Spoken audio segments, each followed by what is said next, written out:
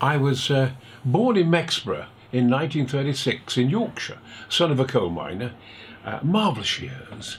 And we lived in Goldthorpe, 2.5 miles away, halfway between Doncaster and Barnsley. And they were great years. I mean, it was all coal mining, and all the coal miners, they could all spout Shakespeare and any kind of poetry. Thousands of coal miners, they put on musicals, they put on operas. And everyone was poor. And I lived in this avenue with lots of trees in a semi-detached coal miner's house, cottage. Everyone wonderfully happy. And there were the war years, and Sheffield was on fire nearby. And we had 2 Polish pilots sailing with us who were fighting in the Battle of Britain. It's all exciting. But those were days, you know, when there were no insecticides. So the fields were full of frogs and newts, smooth newts, of all different colours. A tremendous amount of butterflies, red admirals and the morning cloak, which you never see now, known in this country as the Camberwell beauty, butterfly. And there were stray cats everywhere. They were just everywhere. And I was a little baby in my pram, and then I was put in the front garden. And it's then when I met my first relationship with an animal, which still stays with me. And there were strays, hundreds of cats, and in came this huge red tabby, with a friendly face, but was the boss of the street, and settled with me, didn't go away. We gave him bits of milk and bits of this and that, and he became my companion. My father objected because it was expensive to feed him, but then eventually he stayed in the house, and he became, for 11 years, my best friend, and he became almost like a man and his dog. This cat would walk with me everywhere. So when I was the age of 7, he was still with me. Tibby, I called him. And we'd go to the Empire Picture House, or the cinema near, 2 cinemas nearby in Goldthorpe, and we watched Flash Gordon. And he would sit on the seats with me. It became legendary in Goldthorpe, and even as far as Doncaster. This young lad, Brian Blessed, has this cat that follows him everywhere. So it was my introduction. You see, we also saw Johnny Weissmuller as Tarzan, in all his Tarzan films. And therefore, but we had never seen any wild animals. We heard them on the radio. We saw them on the Go On British News. My father once, in the village, Bambi, Disney's Bambi was on, and everybody wanted to see Bambi, which I've never seen. This lovely deer. And my father said, I'm going to take you to the cinema. So the whole class, all my mates, being 7 years of age, we're going to see Bambi. And he took me there. And he veered off. And he took me to the other cinema. And there was, the screen opened up. There was suddenly Jungle Book. The best Jungle Book ever by Alexander Korda. All the animals are real in the film. The actors are brilliant. Sabu is a wonderful Mowgli. None of the Jungle Book films compare to this. And in it was Bagheera. A panther makes the most wonderful sound.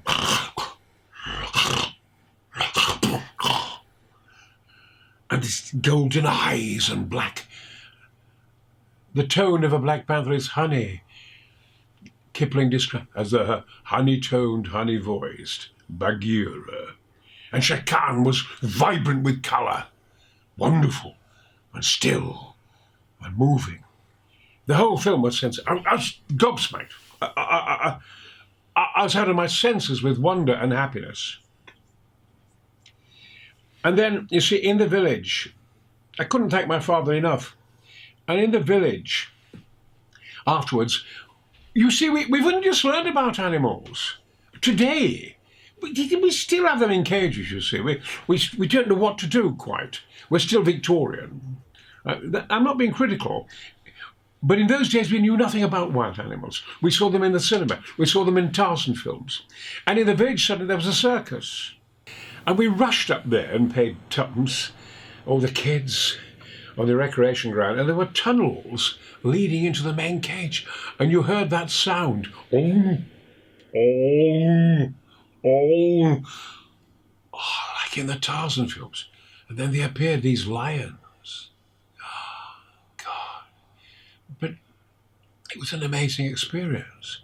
But we didn't understand in those days what circuses were. And over the years, in our appreciation and saving of animals, we've always put them in cages. Somebody said, Brian, I believe, which I am, because of my research, but I keep very quiet about it, that, a third of Canada has only been explored, surveyed by helicopter. 1.25 million square miles of Russia is unknown. I know all these different areas, bits of the lost world unknown, etc. And there are many sightings in Sumatra of orang pendek, upright man. Cambridge are there with their scientists in Sumatra. And Canada, Bigfoot, Sasquatch. And in Russia, the Almas giant, Metuma, Yeti. I said, but, I shall do a book on it, etc. And we go on different expeditions. But we won't say where they are because we'll put them in cages. We still put animals in cages. And at the moment, animals, it's a tricky subject all round. I'll come to it in a second. But we do put them in cages. H.G. Wells made a very good point of it, that when the Martians invaded us, they put the human beings in cages. But anyway, talking about animals, it's quite basic. I'll start off with a message. I don't want to lecture. But I feel, we are the guardians of this planet. We're there to guard the animals, not to abuse them. That we are not separate from animals, that we all have the same genes. The orangutan has 94% of our brain. The gorilla has 94% of our brain. We don't understand whales. To think that we still kill whales, some of the big whales. It's all looking very beautiful on Blue Planet and other things, but we still kill whales. And yet each year they sing a different song. They still go on singing. But we don't understand whales. We don't understand the mountain gorilla. And therefore people like Charles and Fosse have done this wonderful work with them. But therefore I feel, we are the guardians of animals. I feel giving advice about animals over the years, I gradually, during my national service, went to drama school, went into rep, went into television, from Z-Cars to I, Claudius to Treasure Island, you name it, and many films, and Flash Gordon, of course, even down to the present day of Grampy Rabbit in Peppa Pig. And I have, throughout those years, developed a deep appreciation of animals and educated myself about them. In 1968, I had this huge house in Richmond, which I was restoring because I was a qualified plasterer, master plasterer. I worked between 14 and 18 before I did my national service, and because I had to leave school early because my father was badly injured in the coal mines. So I had this house in Richmond, and in repairing it, 70 rooms to repair it, people come and see me all the time. And the Minister of Agriculture and Fisheries came one day and said, it's about half an acre of land, Brian. And they brought some of their experts, said, we can put lovely cages here, retaining cages with lots of plants in, lovely. And we're taking animals from Harrods and places like that, because you could buy an elephant at Harrods or a lion. And we had to bring some of the smaller creatures, particularly the wildcats, ocelots, margays, golden cats, Tebbing's cat, lynxes of all kind, the codcod, jaguarundi, and even occasionally small tigers. And they said, we will bring those over, we'll look after them and transport them on to Heathrow and back to the countries of origin. So I was able to while I was working on this house, see them doing all this work. One ocelot would walk around the garden quite freely. It was kind of rather tame ocelot. They're about that big, between 25 and 45 pounds. The ocelot ranges from Texas down to Terra del Fuego. and they're varying colours. There's even a blue one in Brazil. But while I was there, I had my really, I could never thank my father enough for taking me to Jungle Book. And he was down there in Richmond, London, working on the house with me one day. I had him painting one or two of the rooms. And I said, Dad, put the paintbrush down and come into the kitchen. I owe you a debt of gratitude. Nothing to be nervous about. And I opened the kitchen door. Ready? Opened it very slowly. And there, on this huge oak table in the kitchen, was a fully grown female, huge black panther. It was Bagheera. It's all right, Dad. And a man called Nyoka was with it, who was an extraordinary personality who rescued animals all over Britain and the world.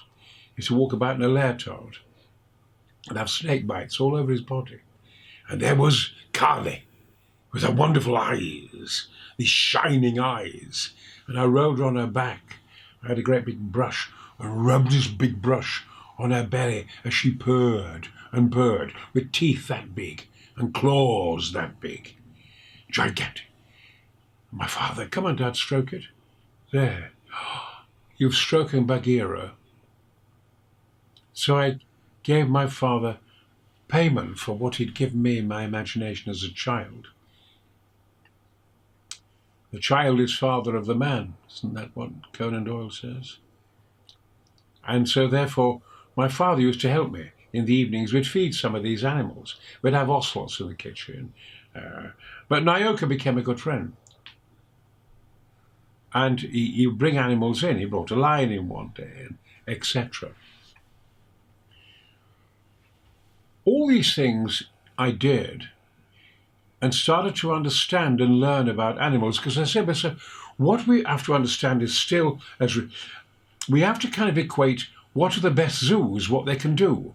And then the wonderful people like Virginia McKenna and other different people are doing. McKenna is just a paragon of goodness. I mean, she's all over the world fighting for animals with her staff. It's not a gimmick. A profound woman giving her life to saving animals. And I think mankind's going to make it, and I think the animals will make it. But the animals are losing.